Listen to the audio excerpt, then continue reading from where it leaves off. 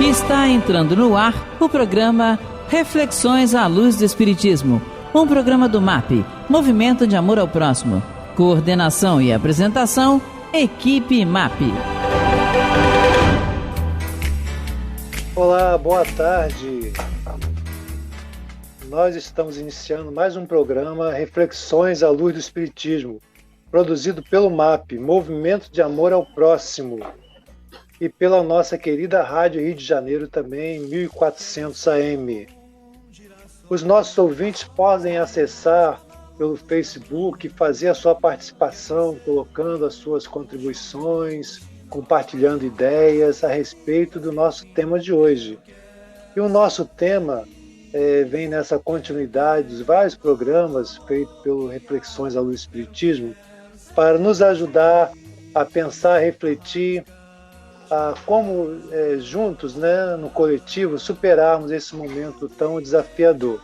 Tivemos nos últimos programas falando sobre a empatia com a Vanessa Leme da UERJ, tivemos sobre a questão dos medos, do tédio, com a psicóloga Vera Jacques, e hoje nós temos aqui um tema muito importante, que é como cuidar da saúde emocional e psicológica das nossas crianças em tempos de isolamento. E, para tanto, contamos aqui com a nossa querida Roberta, médica pediatra, que já atua há bastante tempo também no movimento espírita, participando da evangelização das mocidades. E estamos aqui, então, com a Roberta Anjos. Roberta, boa tarde. Um prazer e uma alegria, agradecendo de você estar com a gente aqui, porque você, além da função profissional, ainda tem a função de mãe, que são 3, né? Pequenininhos, né? Qual a idade deles mesmo? Boa tarde, obrigada pelo convite. Para mim é uma alegria muito grande estar aqui. É sempre bom, né, estar falando sobre a doutrina espírita e juntar isso com a atividade profissional e falar dos meus filhos também.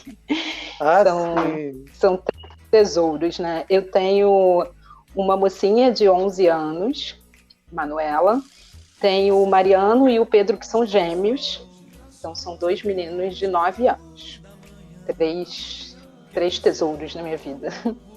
Ah, que bonito. Bonito, muito bom. E, Roberta, nós temos essa primeira parte, né, onde a gente vai falando um pouquinho do teu percurso, do teu olhar em relação a esse momento, né?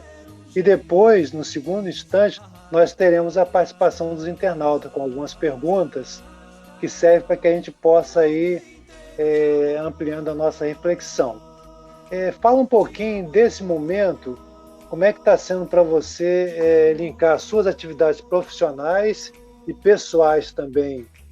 Como é que você está transitando com esse grande desafio de ser mãe de 3 e, ao mesmo tempo, estar atuando no campo da pediatria? Então, atualmente eu trabalho em três unidades, em três locais diferentes, né? Eu trabalho em um hospital de emergência, eu trabalho numa UPA, uma unidade de pronto atendimento, e trabalho num hospital universitário, que é onde é mais o atendimento de ambulatório e de pacientes internados. Então são contextos diferentes, onde a gente consegue perceber o quanto que há uma dificuldade em lidar com o que está acontecendo no mundo, né? De repente o mundo ele para, né, em função de um desconhecido que é invisível, em que não tem um tratamento ainda, apesar de todos os estudos e pesquisas, e a gente está muito otimista com relação a uma cura mesmo para esse inimigo, né, que se apresenta, mas a gente ainda não tem uma vacina. Está tudo em desenvolvimento e a gente crê que em breve vai haver uma solução para isso. Mas, por enquanto não tem, isso gera muito medo, né, nas famílias, em que vão perdendo os entes queridos e o medo de ficar doente, o que será amanhã. Então, toda essa mudança, nesse mundo que já apresentava alguns desafios para a gente, que já tinha as questões sociais para a gente enfrentar, as questões de preconceito, a destruição do meio ambiente e uma série de coisas. E hoje, somado a tudo que a gente já tinha, todos os desafios que a gente já tinha, ainda vem esse plus agora, né? E a gente tem que enfrentar, não tem muito jeito, né? Então, assim, dentro do meu trabalho, a gente procura encontrar, assim, como profissional, manter um equilíbrio e acolher essas famílias que procuram a gente nessas unidades da melhor forma possível. A gente precisa estar se mantendo atualizado, a gente tem conferências, a gente tem palestras, e felizmente isso vem nesse momento que a tecnologia está tão avançada, né? E a gente está aqui podendo conversar, mesmo à distância, essa interação, então a gente aproveita o lado bom que essa tecnologia oferece. E com isso a difusão do conhecimento consegue ser maior até do que se a gente pensar em outras pandemias ou epidemias para trás, em que esse tipo de interação não era tão possível. Mas, de qualquer forma, a gente precisa estar sempre atento e atender essas demandas que essas famílias trazem, né? De medo, tristeza, luto, são problemas financeiros que eles encontram. E a gente precisa ser uma rede, né? Problemas sociais, a gente precisa ser uma rede de apoio. E esses problemas, enquanto eles ainda estão dentro de casa, 24 horas por dia, tendo que lidar entre família, né? A gente se vê obrigado a estar com a nossa família, né? Num mundo que estava cada vez mais distanciado, algo que se faz pensar, né? Uma reflexão que precisa ter essa necessidade desse momento, a gente precisa estar em família, a gente está dentro de casa. E aí é um desafio para a gente conseguir lidar com isso, a falta de lazer, a falta das pessoas poderem interagir com outras pessoas. E isso para a criança, para o adolescente principalmente, que está numa fase em que ele faz parte do desenvolvimento dele ir para o mundo, procurar seus pares. Ele está naquele processo dele começar a sair debaixo da asa da mãe e começar a ganhar o mundo. E aí, nesse momento exato, ele tem que ficar confinado dentro de casa. Então, são desafios que a gente precisa estar, e como profissional, procurar estar sempre atualizado para oferecer os melhores recursos para as famílias que procuram. E dentro disso tudo, eu, como mãe de 3, estou vivenciando todos esses desafios que todos encontram, né? Que todas as outras famílias várias encontram frentes, também. Né?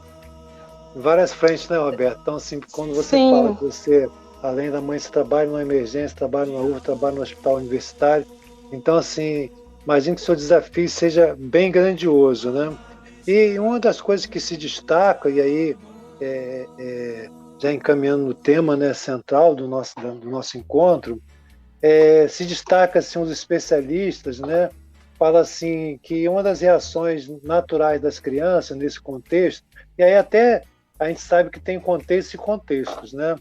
Aquela pessoa que tem, felizmente, né, a sua condição econômica mais favorável é uma situação, e quem vive na comunidade carente é outra situação. Mas, no conjunto, o que os especialistas colocam, até um material de reflexão da Fiocruz, que fala assim que entre as reações emocionais das crianças, né, frequentemente apresentam, durante a pandemia, né, ou situações de estresse, dificuldade de concentração, irritabilidade, medo, inquietação, tédio, sensação de solidão, alterações no padrão do sono e alimentação, né? Como é que você tem visto isso na prática, né? Isso se acentuou mais por onde você transita? Você conseguiu perceber que isso ficou mais acentuado com as crianças? Os pais com os quais você lida, também você percebe uma dificuldade em lidar com essas questões das crianças? Como fazer, né? Com certeza, assim, são mudanças grandes na vida das pessoas e na rotina de todas as famílias, né? E o que eu percebo é que isso, pela minha experiência aqui dentro de casa com os meus filhos também, é que assim, o próprio adulto ele tem dificuldade de lidar com essas mudanças. A gente pensa que a criança está angustiada, que a criança tem medo. Todos esses itens que você citou, eles são decorrentes dessas mudanças que estão acontecendo. E que não é só com as crianças, é com os adultos também. O próprio adulto, ele tem essa dificuldade de lidar. Então, a primeira coisa que eu penso, quando a gente fala em criança, até independente do momento de pandemia, né? Quando a gente fala da criança, a criança problema, a criança é hiperativa, a criança tem um determinado distúrbio, alguma dificuldade no sono, na alimentação, dificuldade de relacionamento. Sempre que a gente pensa na criança como tendo alguma situação dessa de estresse, a gente pensa que essa criança está refletindo algo daquele ambiente em que ela vive. Então, se ela convive com um adulto que tem dificuldade de lidar com essa situação, ela vai ter mais dificuldade de lidar ainda. Porque a criança ela não tem uma estrutura psicológica ainda suficiente para entender determinadas coisas que acontecem ao redor dela. É o adulto que... É como se o adulto estivesse interpretando o que está acontecendo no mundo e entregando para a criança algo que esteja de acordo com o entendimento da criança. Mas a criança ela percebe quando esse adulto não dá conta de fazer isso, quando o adulto está mais aflito, percebe. E a criança é como se fosse uma esponjinha do meio, né? Ela vai absorvendo tudo aquilo que está acontecendo ali, todos os conflitos, as angústias que tem naquele ambiente. Então, a primeira coisa que eu costumo dizer é que assim, a gente precisa... o adulto ele precisa primeiro cuidar de si. Se ele tem a responsabilidade de cuidar de outro, das crianças, ele tem que, em primeiro lugar, cuidar de si. Se o adulto está bem, tranquilo, dentro do possível, né? Ele vai conseguir lidar melhor com essa criança e essa criança vai conseguir absorver melhor a fase que a gente está passando. É aquele exemplo da máscara do avião, né? Quem já viajou de avião sabe, né? Tá lá escrito que antes de você colocar a máscara no outro, né, a primeira coisa que você faz, se a máscara cai no seu colo, a primeira coisa que você faz não adianta você se desesperar e querer colocar a máscara no filho, na mãe, em quem estiver com você do seu lado. Você tem que colocar a sua. Porque se você não estiver bem, você não vai poder ajudar os outros. Então você tem que colocar a sua para você estar bem e você poder ajudar. Da mesma forma, eu vejo essa situação em que, se eu estou cuidando de crianças, se eu vejo que minha criança está aflita, angustiada, é olhar para essa criança e me perguntar o que ela está querendo me dizer com esse comportamento, o que está acontecendo com ela. E, na verdade, o que está acontecendo com a criança é o que está acontecendo no ambiente. Então, eu preciso procurar a causa dentro do ambiente, e muitas das vezes isso é difícil, porque muitas das vezes eu tenho que olhar para mim, e olhar para si é que é o desafio, né? A dificuldade às vezes, né? Da gente conseguir olhar para dentro da gente e... Pai, que é um reflexo, né? A criança pode ser uma esponjinha, como você falou. Para quem está chegando agora no nosso programa, pela Rádio Rio de Janeiro ou pelo MAP, no Facebook oficial, nós estamos aqui com a médica pediatra Roberta Anjos, falando sobre como cuidar da saúde emocional e psicológica das crianças, né, nesse contexto de isolamento, né? Então você que está chegando agora, você pode deixar a sua participação, dizer qual é a sua indagação, que nós, dentro do possível, estaremos respondendo e compartilhando também algumas sugestões, né, de saídas, né, a sua experiência, né? Então, a Roberta também está falando como profissional que atua em 3 grandes áreas, né? Emergência, UPAs e hospital universitário, e além disso é mãe de 3 filhos, 3 gêmeos, né? 3. Uma de 11 e 2 de 9, não é isso, né? Então está compartilhando com a gente essa reflexão.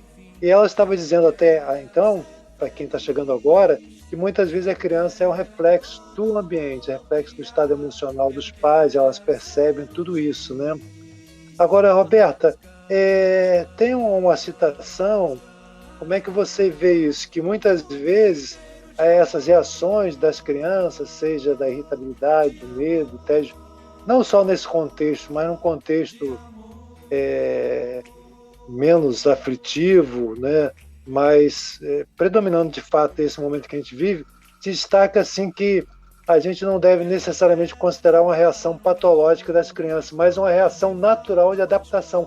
Como você falou, assim como tem o adulto, a gente vai encontrar um mecanismo de adaptação, não que esteja vivendo algum processo patológico necessariamente, né? Mas de um reflexo de uma situação que de reação natural de adaptação àquele contexto. Como é que você vê isso? Concordo com essa afirmação. O que acontece é que há uma mudança, né? E o que a gente vê noticiado gera muito medo, gera dúvida, gera angústia, e a criança ela vai reagir àquele estímulo externo, né? E muitas das vezes ela está com dificuldade de compreender o que está acontecendo. Ela tem dificuldade de compreender todo aquele processo. Então, se ela fica exposta à televisão o tempo todo com notícias em que ela não tem a capacidade ainda de interpretar determinados filmes, desenhos, que são estímulos que podem levar a criança a ter mais medo, mais angústia, ela vai reagir de determinadas formas, às vezes com violência, às vezes a criança vai ficar mais irritada do que o normal, às vezes a criança vai ter comportamento de agitação, de hiperatividade, de rompantes, né? Às vezes uma fala mínima, uma pergunta ou um comentário que um pai ou que o irmão, o que alguém faça, a criança já responde com grito, já responde com violência, que é uma forma dela expressar que algo não está bem dentro dela, que ela não está compreendendo algo do que está no meio que ela vive. Esse tipo de estresse, ele pode ser prejudicial, sim, porque ele ativa uma série de hormônios, aumenta a adrenalina, cortisol, que são hormônios que eles surgem nesses momentos de estresse como uma reação natural do próprio organismo. Mas isso, se for continuamente estimulado, se esse estresse ele for contínuo, ele passa a ser um estresse tóxico. É normal que em determinados momentos a criança sinta medo, ela viva momentos pontuais de estresse, e isso pode ser positivo na medida em que aquilo ali serve para a criança aprender a lidar com certas dificuldades, frustrações que podem ocorrer. Então, um exemplo que a gente tem é no momento de uma vacina que ela precisa tomar.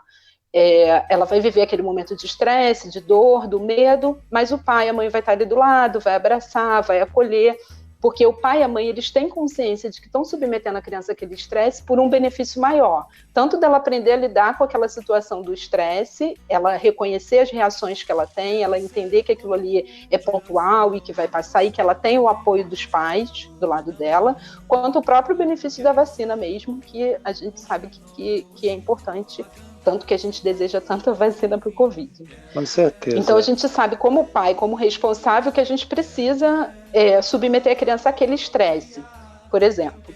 Mas quando é um estresse contínuo, ele acaba prejudicando o próprio desenvolvimento, porque esse estímulo desses hormônios continuamente pode levar, aí sim, aqueles problemas que você citou, de distúrbios do sono, de depressão, pode levar a distúrbios de comportamento. Crianças que possam ter já alguma tendência a desenvolver algum distúrbio nesse sentido, psicológico, psiquiátrico, isso pode estar estimulando ao desenvolvimento, né? Talvez mais precoce, de uma forma mais forte. Só que nesse momento de crise, a gente não consegue fazer nenhum tipo de diagnóstico nesse sentido, né? Porque existem determinadas patologias, por exemplo, hiperatividade, que precisa de um tempo de avaliação, a gente precisa observar a criança no meio familiar, no meio escolar, no meio social, religioso, para ver se a criança tem o mesmo comportamento em vários. Uhum. E hoje a gente não tem como fazer isso, né? Nem na escola como a criança fazer essa tá avaliação, né? Então,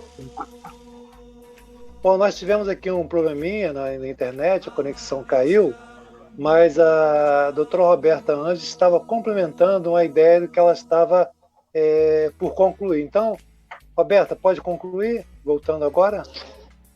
sim, acho que está resolvido, né? Tá. Eu estava falando do estresse, que quando ele é prolongado, ele pode ser tóxico e comprometer o desenvolvimento da criança. Então, assim, a melhor maneira que tem é da gente tentar criar um clima mais favorável possível dentro de casa, para essa criança conseguir passar por esse momento de estresse da maneira mais leve possível. Dentro da possibilidade que há. A gente sabe que essa pandemia mexeu com a vida do planeta inteiro, mas que existem alguns recursos que a gente pode estar utilizando para facilitar essa minimização desse impacto desse momento de estresse na vida da criança, né? Lembrando sempre que a gente está vivendo um período de exceção e que isso tudo vai passar. Então, que a gente vai conseguir superar todas essas dificuldades. Muito bem. Roberta, a gente está quase terminando o primeiro bloco, mas nós vamos retomar, quem está acompanhando aí, que está chegando agora, que está acompanhando, no segundo momento, então a gente começa a falar dos recursos, de como lidar com essas questões que estão sendo colocadas em relação à saúde emocional e psicológica das crianças. Mas retomando um pouquinho do que você disse, você falou do cuidado, né, que a família tem que ter, primeiro olhar para si mesmo, né, o que está acontecendo, que são os nossos medos. Aí eu lembro que a gente explorou isso em 4 programas, praticamente. O adulto, nossos medos e como isso impacta nas crianças. E fazer também, porque parece que historicamente a gente ainda não tem uma sensibilidade de escuta para a criança, a voz da criança, a necessidade dela. E aí então a gente coloca lá aqueles programas, né, com manchetes, né, violentadoras, agressivas, e a criança está ali como se nada tivesse acontecendo, como se ela estivesse ali, como se a criança nem estivesse ali de fato, né? Então, eu acho que você alertou para um cuidado para que a gente possa estar depurando isso. Depurando, vem cá, eu estou pegando agora uma manchete tão violenta, imagens horríveis, né? E aquilo tudo cria aquela atmosfera no ambiente que não é saudável para ninguém. E a gente já viu, explorando isso, que muitas vezes a imprensa, que está fazendo um belíssimo trabalho, às vezes alguns meios, né, colocam imagens que não agregam a informação, só criam pânico e medo. E aquilo, inadvertidamente, nós, enquanto pais responsáveis, nós passamos para as crianças e, às vezes, desconsiderando que ela está ali captando toda aquela energia, né?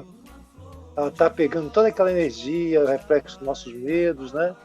Eu acho que aí é um ponto central, quando você fala assim que a família tem que olhar primeiro para si, como é que ela está, como é que eu estou como pai responsável, como eu estou nesse contexto, como é que eu estou lidando, porque a criança possa ser ali, pode estar sendo de fato um reflexo daquele meio, não? Sim, eu entendo assim que os pais eles têm que funcionar como um filtro, né, de selecionar e filtrar que tipo de conhecimento, que tipo de imagens, de programas a criança vai estar sendo exposta. Não é deixar a criança por fora, criar a criança numa bolha, sem que ela saiba, até porque a criança percebe. Perfeito, a criança vai ouvir. Muitas estão em contato com amigos da escola, ou tendo aula, então, na própria escola, entender o que está acontecendo, por que está em casa, não estão de férias, é um período de exceção, e por que isso está acontecendo, porque tem um vírus, porque tem uma pandemia, e todas essas informações, elas precisam ser passadas sim para a criança, até porque se a gente não explica, a criança vai ouvir e vai interpretar da forma que ela tiver recurso para interpretar. E como muitas das vezes ela ainda não tem uma maturidade emocional até para administrar aquilo ali, para entender aquilo ali, isso pode gerar muito, muito mais transtorno. Então, tem determinados assuntos que tem que sentar com a criança sim e explicar, mas aquilo tudo dentro da capacidade da criança. E não precisa ser da forma como vem, né? Dessa forma crua, como vem diretamente pela mídia. E sendo assim, é preciso ter esse olhar para o sentimento da criança, para dar espaço para a criança se expressar, dar espaço para a criança poder dizer o que ela está sentindo. Às vezes ela não vai dizer com palavras, ela vai dizer com essas atitudes. Então, aquilo que eu estava falando, às vezes ela vai estar mais estressada, mais irritada, comendo demais, comendo de menos, com sono desregulado, tudo como a forma que ela consegue expressar o conflito que ela está vivendo. E aí é preciso a gente parar, sentar com essa criança, olho no olho, estar no mesmo nível da criança, toque, carinho, acolhimento, né? Mesmo nos momentos, existem momentos que são bem estressantes, né? A criança está ali te desafiando e nessa hora, assim, você manter o seu equilíbrio, quando a gente consegue entender que a criança está passando por uma dificuldade, e aquilo ali é só a expressão dessa dificuldade que ela está tendo, que todo mundo está tendo também, a gente consegue acolher aquele sentimento da criança. Então, muitas das vezes você não precisa brigar com a criança, não precisa colocar de castigo, não precisa bater na criança, para que a criança te obedeça, para que a criança te respeite. Às vezes o que você precisa é dar um pouco mais de atenção para essa criança, ouvir, escutar, ouvir a opinião, o sentimento que ela tem. Eu acho assim, que a gente precisa ter com criança, a gente precisa dar limite e precisa ter dar um direcionamento para a criança, né? Você é o adulto da casa, você tem que ter claro como você quer conduzir a criação daquela criança e você impor dentro. A criança precisa de ter limites, né? Mas dentro das regras e dos combinados que possa ter dentro daquela família, dentro daquela casa, a criança ela pode dar a opinião dela, ela pode fazer escolhas, e isso pode ser negociado com a criança. Perfeito, não precisa ser imposto. Não é porque você tem que dar limite para a criança, não é deixar a criança fazer o que quer, porque aí são os dois extremos, né? Ou você impõe só a vontade do adulto, ou então você deixa a criança fazer o que quer. Mas a gente está numa pandemia, então né? Então a criança pode fazer o que quer, dormir a hora que quer, também não pode. Então tem que ter um equilíbrio, tem que ter um meio termo. E a melhor maneira é essa, você tendo consciência do caminho que você quer percorrer com aquela criança e adaptando e moldando de acordo com... Pode ceder determinadas coisas em alguns horários, né? Não precisa ter tanta rigidez nos horários, às vezes. Mas é preciso estabelecer uma rotina, é preciso estabelecer acordos, até onde então, a gente Roberta, pode ir. Até onde pode ir. Nós estamos aqui já no finalzinho do primeiro bloco, e nós vamos voltar exatamente com essas diretrizes que você está dando, os recursos, né? De quais são os mecanismos que a gente pode ter para escutar de fato a criança. Que a gente sabe, né, que é você que trabalhou na evangelização, depois você pode até fazer uma ponte com isso, né? Esse trabalho rico aí. Assim, como permitir que a criança se expresse? Ela não vai expressar verbalmente da forma que um adulto coloca. Nem a gente, quanto adulto, nesse contexto, a gente consegue se expressar, quanto mais a criança, né? Então, encontrar caminhos, né? Onde a gente vai estar falando depois desse intervalo que nós vamos ter agora, e juntamente com as perguntas dos nossos ouvintes, dos nossos internautas. Então, estamos fazendo uma pausa, estamos voltando já daqui em alguns minutos. Retornamos já aqui pelo MAP, Movimento de Amor ao Próximo. Entre, participe, dê a sua contribuição, faça a sua pergunta para que a Roberta possa estar te dando um feedback em relação aos desafios que todos nós estamos encontrando. Lembrando que o nosso tema de hoje é como cuidar da saúde emocional e psicológica das crianças. Esse é o nosso tema. Voltamos daqui em alguns instantes. Continue participando. Está no ar Reflexões à Luz do Espiritismo, um programa do MAP.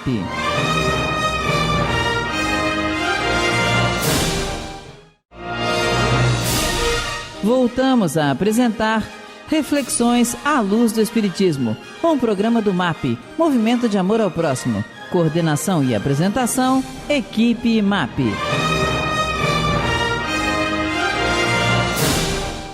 Estamos de volta aqui ao nosso programa Reflexões à Luz do Espiritismo, hoje com a nossa médica pediatra Roberta Anjos, que está abordando aqui a questão de como cuidar da saúde emocional e psicológica das crianças.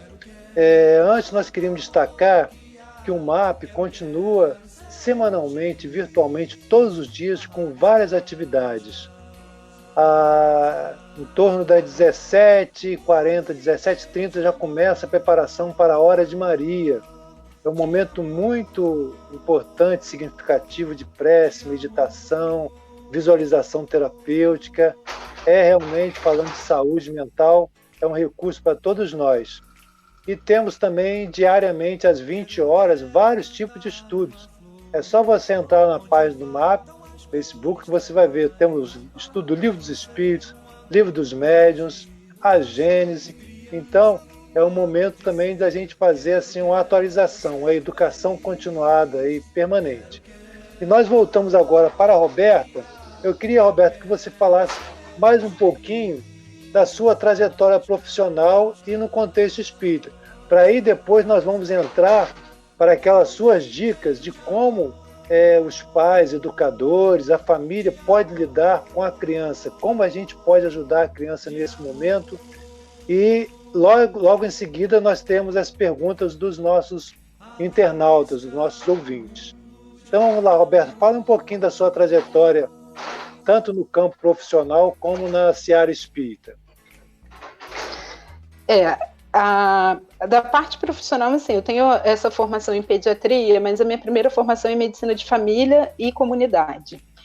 Então, é dentro de um contexto de família, onde a gente precisa ter esse contato com a família, de entender o que a família vivencia, as experiências que ela tem, o local que ela vive. O médico de família e comunidade, ele vai até a casa, ele entende o contexto que vive aquela criança, aquela família, né, de uma maneira geral. E, num outro momento, eu fiz essa formação em pediatria, porque eu entendi que era algo que falava mais ao meu coração mesmo, né, o contato com a criança, desde o momento da gestação, e o desenvolvimento da criança, o crescimento do adolescente. E o que eu acho que isso tem muita relação com a minha vivência dentro da doutrina espírita, né? Eu sou evangelizada desde sempre, assim, já nasci dentro de um centro espírita praticamente, desde a evangelização infantil. E depois na adolescência, eu passei a frequentar um grupo de mocidade, e aí tive contato com os encontros de jovem espírita. Então, desde sempre, eu participei de encontros de mocidades espíritas, de Comerge, que é um encontro que a gente faz durante o carnaval. E hoje, com meus filhos, eu ainda participo, atualmente na equipe de atendimento médico e atendimento fraterno, que cada polo de Comerge tem, né? Então a minha atuação hoje dentro desses encontros já passei pela evangelização, eu já fui evangelizadora e hoje atuo mais diretamente nessa parte da saúde mesmo, né? Mas continuo frequentando, agora sempre virtualmente, né, os encontros da Casa Espírita, mas a minha formação profissional, eu acho que tem muito a ver com isso, porque eu sempre trabalhei com evangelização também. E uma coisa acaba me ajudando a outra, né? Uma coisa acaba complementando a outra também. Beleza, que bom, que ótimo. Lembrando que Comerge é a Confraternização das Mocidades Espíritas, não é isso? Do Estado do Rio de Janeiro, Do Estado de Janeiro, que eu já participei também. A gente tem mais de vários momentos, né? Tem mais de 20 polos espalhados pelo estado e também tem um encontro da família nesse mesmo período de carnaval, né? Do ENEF, que também junto paralelo à atividade com os jovens. Né? Muito também bem. É um trabalho muito grande. Bacana. Não, Dimensional a gente conhece também, a gente participou tanto como confraternista no atendimento fraterno também, é um trabalho riquíssimo, cada vez mais está crescendo. Então, vamos lá, que os nossos internautas, nossos ouvintes estão querendo agora ouvir as dicas. Doutora Roberta, quais são as dicas para esse grande desafio? O que a gente pode fazer para minimizar o estresse da criança, o nosso também, né?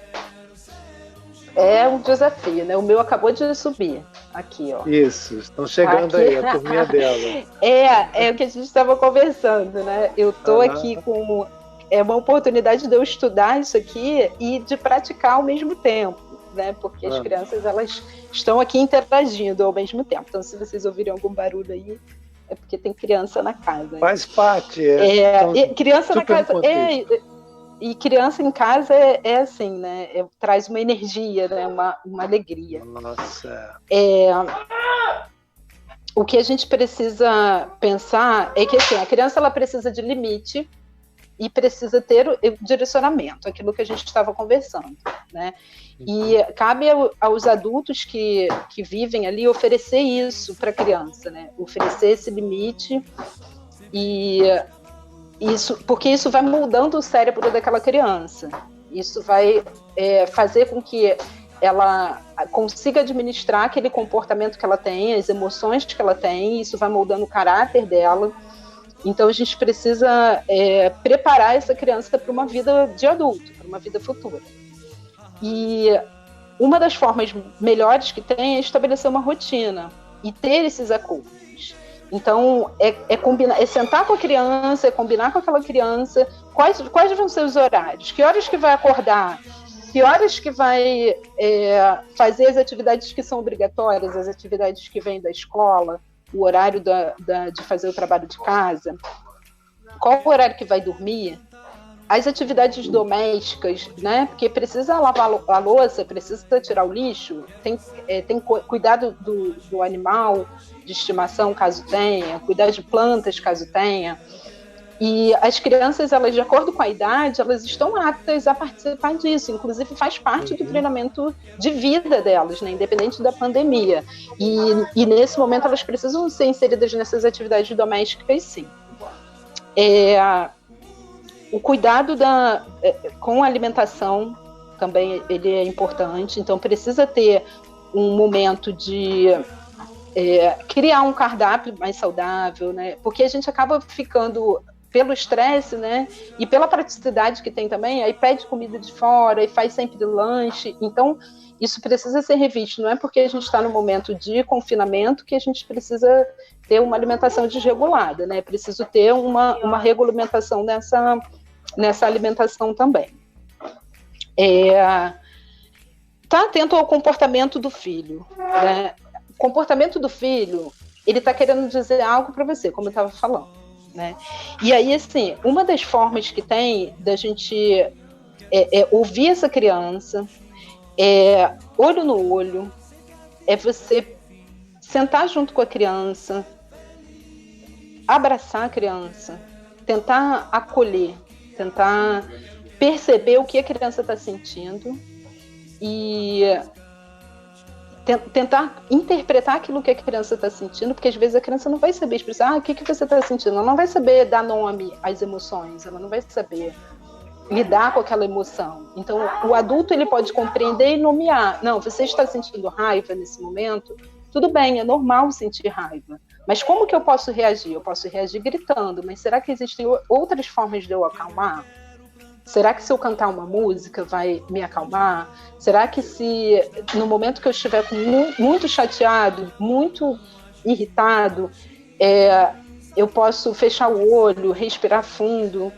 Eu posso... Será que um abraço, né, vai me acalmar? O relaxamento, assim, de que formas a própria criança pode relaxar? De que forma respirar? É contar até 3, é encher a boca de água, é ir para frente do espelho,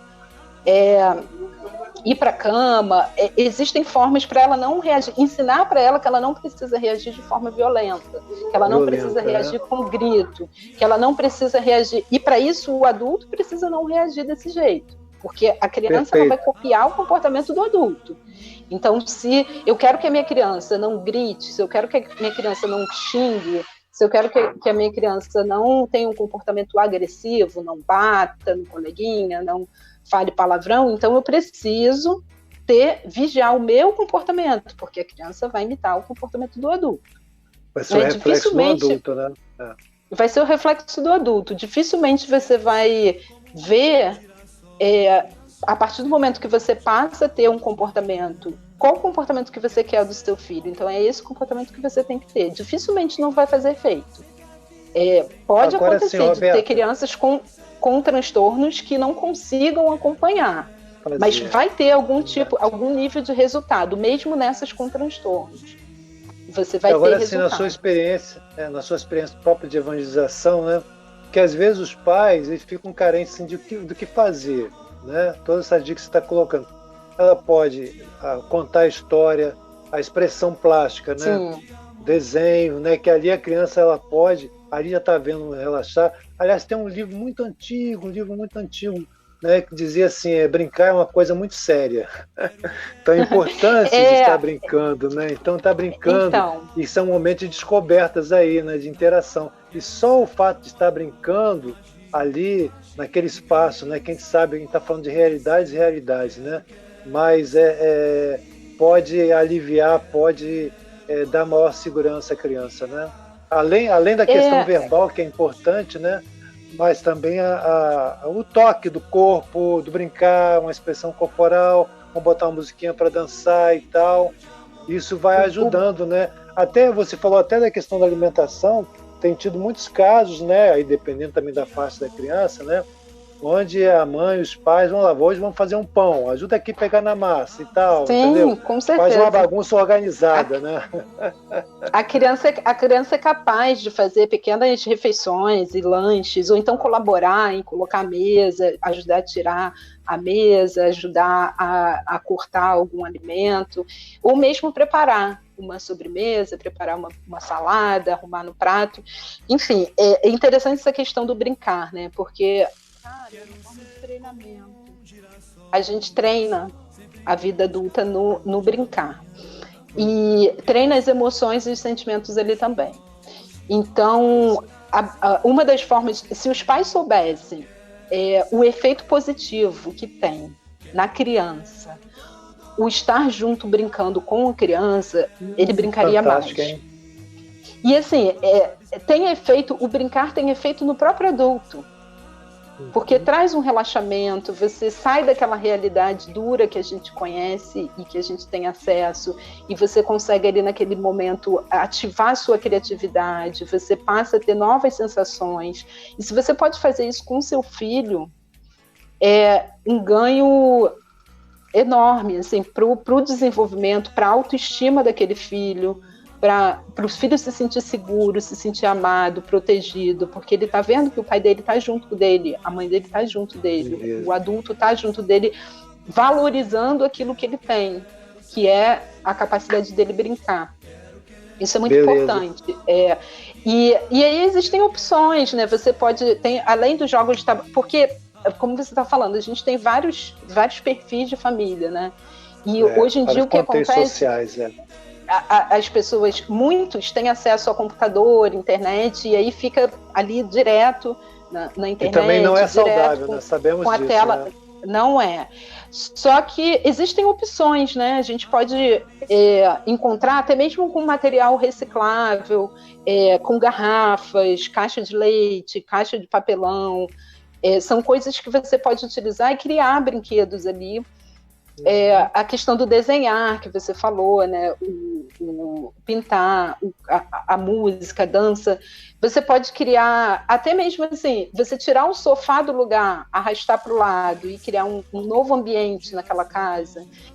você fazer um piquenique embaixo da mesa, você pegar um colchão da cama e colocar no chão, vamos fazer um camão na sala, igual quando tem visita, não faz aquele camão no meio da sala para todo mundo dormir ali? Legal. Pode fazer isso um dia, né? Fazer um cineminha à noite, não exagerado, né? Mas aí faz uma pipoca, são coisas que são atividades que às vezes a gente não pensa, mas que para a criança vai criar uma memória afetiva tão importante daquele momento que isso ela vai levar para o resto da vida. Foi aquele momento que eu estava em conexão com a minha família, que eu estava feliz, que ninguém estava brigando comigo. Isso faz um efeito muito grande no comportamento da criança. A criança passa a ter um comportamento diferente a partir do momento que o comportamento do adulto é diferente com ela também. Muito bem.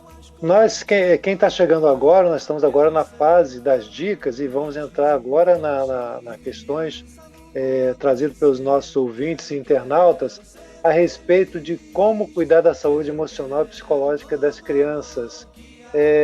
Com a nossa querida Roberta Anjos, pediatra, médica pediatra, que atua em várias áreas, além de ser mãe de 3 crianças, 11 e 9, né? Ela atua em emergência, atua em UPAs e atua no hospital universitário. Então, Roberta, vamos partir para as perguntas, que a gente está entrando agora para a fase final do nosso programa. Eu vou pedir ao Celso que prepare o áudio. Falar. Desculpa. Só rapidamente, dentro dessa questão das dicas, uma coisa que é importante também, que a gente não pode esquecer, e aí como espírita, né? Você falou a questão da evangelização e das histórias, mas primeiro, a prática do culto do evangelho no lar. Isso tem que trazer para dentro de casa. Excelente lembrança, excelente. A gente precisa estar em conexão com a espiritualidade. Da mesma forma que a gente precisa estar em conexão. A gente tem que estar em conexão com a criança para a gente conseguir entender e atingir o sentimento daquela criança e tentar orientar da melhor forma possível. A gente precisa estar em conexão com a espiritualidade. Os recursos estão todos aí. É preciso a gente estar conectado para a gente conseguir receber e captar isso. A própria evangelização infantil, existem muitos centros que hoje estão fazendo esse trabalho via internet mesmo, são vários programas, né, que tem em que você pode interagir com outras pessoas ao vivo. Então, existem vários centros que estão fazendo esse trabalho de evangelização, não interromperam as atividades, estão conseguindo fazer, mesmo que não seja aquela casa espírita que a pessoa já frequentava, né, mas ela pode passar a acompanhar alguma outra atividade de algum outro centro. E a questão que você falou também de meditação, que é uma prática que hoje em dia está incentivado bastante. Isso ajuda muito o adulto a se conectar. Claro que o adulto ele vai conseguir, de repente, fazer mais tempo. Aquelas visualizações terapêuticas, isso tudo ajuda a gente a se manter calmo e centrado. E existem recursos para você fazer isso com a criança também. São poucos minutos, às vezes você só senta com a criança, pede para ela respirar, né? Sente o cheirinho da flor. Agora legal. sopra a vela. Isso, legal. Você faz isso ali umas 4, 5 vezes, aquilo ali já leva a criança a ir treinando, e é um treinamento. Primeira vez ela não vai fazer, ela vai espernear, vai fazer de qualquer jeito, e se você insistir nesse treinamento, nessa aprendizagem, ela vai guardar aquilo para a vida, e ela vai saber utilizar no momento que ela precisar, de angústia, de medo, né, de raiva que ela porventura tem. Então vamos lá, podemos ir para as perguntas. Vamos lá para as perguntas. Celso, então, vamos lá, pode liberar as perguntas? Nós temos algumas perguntas. Olá, meu nome é Aline, sou mãe do Brian, de 4 aninhos. E eu tenho observado que a gente está muito ligada na televisão ultimamente. Vídeo, filme, desenho, jogos, né? É o que a gente tem mais feito agora no momento da pandemia em casa, né? E eu notei que o meu filho, ele tá um pouco sedentário demais. Ele não quer mais brincar no quintal, né? A gente chama, ele só quer ficar no computador, na televisão, só quer ficar vendo jogo no celular. Isso tem atrapalhado bastante o comportamento dele, né, tem mudado bastante, né, desde então, desde a pandemia. E a minha pergunta é como manter a saúde mental ativa das crianças, né? Essa é a minha pergunta, porque eu vejo que está prejudicando bastante esse momento, né, de distração, mas que está prejudicando e vai ser complicado depois que tiver que voltar ativa, né, à escola e tudo mais. Essa foi a Aline, participa inclusive, está iniciando a evangelização lá no Samaritano. Deu para ouvir, Roberta? O áudio estava meio... Deu para ouvir? Senão a gente pode repetir aqui o texto dela, que ela fala que a criança está meio sedentária, Isso. né? Não quer mais brincar no quintal, quer ficar no computador, no celular, isso tem atrapalhado. E ela pergunta como manter a saúde mental ativa dessa criança. Ah, sim. É aquilo que a gente falou antes, né? A criança ela é espelho daquilo que ela está vendo em casa. Né? Então, assim, como é que está esse ambiente que ela vive? Né? Existem alguns recursos que a gente pode utilizar como alternativas à utilização das telas, utilização de computador, de tablet e tudo isso. Então, assim, pela Sociedade Brasileira de Pediatria, a gente tem um documento que é agora de 2019, que diz com relação a um limite de tempo de tela. Até 2 anos de idade, o ideal é que a criança não seja exposta à tela, mesmo que passivamente, mesmo que você não pegue o celular e diretamente coloque para a criança, mas mesmo você utilizando e a criança por perto, porque isso pode prejudicar o desenvolvimento dessa criança. Até 2 anos de idade, então, não é recomendado o uso de telas. De 2 a 5 anos, um período de 1 hora.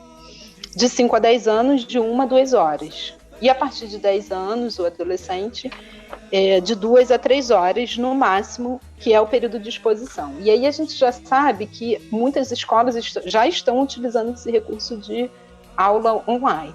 Então, já vai aquele período da aula.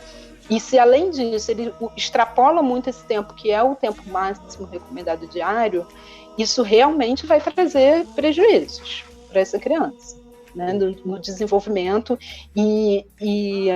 Então, o que é preciso é conversar com essa criança e aquilo que a gente falou, criar uma rotina e estabelecer as regras. Essas regras, elas precisam ser estabelecidas entre a criança, com a opinião da criança, mas com o discernimento do adulto. Né? Vai considerar a vontade da criança, sim, mas o adulto da casa é quem? É o pai e a mãe. Okay. E aí esse adulto é que precisa estabelecer essas regras de uma forma mais eficaz para que essa criança consiga evitar, né, esse uso, e aí vai colocando outras atividades, né? Ok. Nós temos só mais 5 minutos, nosso tempo vai rapidinho. Sim. Então vamos lá, Celso, para mais uma pergunta, por gentileza. Boa tarde, eu me chamo Wanda Vieira da Silva Flauzino, sou professora e também evangelizadora da Fraternidade Espírita Ramatiz, em Itaguaí. E contribuo, na medida do possível, no MAP de Itaguaí. A minha pergunta é a seguinte: como que nós podemos orientar as famílias e as crianças diante da pandemia? Haja visto que existem algumas crianças que estão amedrontadas, que estão ansiosas, que estão medrosas, algumas estão entrando até em pânico. Como trabalhar com isso? Essa é a minha pergunta. Muito obrigada. Muito bem. Essa foi a nossa amiga Wanda, lá de Itaguaí, da unidade MAP Itaguaí e da Fraternidade Ramatiz. Alguma coisa eu acho que já foi respondido. Eu vou emendar, Roberto, uma outra pergunta que tem até uma dica, né? A Regina, que faz parte do Samaritano e do MAP Itaguaí, ela vai na mesma linha, como lidar com a ansiedade das crianças, adolescentes, mas ela diz o seguinte, ela pega um testemunho de um neto de 9 anos que diz o seguinte, conversou recentemente com o neto, e ele falou assim, que ele tem feito origamis, E ele mesmo, com a palavrinha dele, com o modo dele falar com 9 anos, ele falou que se sente como se estivesse fazendo meditação, fazendo origami. Olha que interessante. Então vamos lá, Roberta. Consegue construir essa resposta aí? Então, eu não consigo compreender. Eu não consigo compreender bem a pergunta. A pergunta é como lidar com os medos e os pânicos das crianças nesses dias. A pergunta vai nessa linha, tanto uma como outra. E a Regina dá um testemunho do neto de 9 anos Entendi. que tem feito origami e que tem se sentido relaxado.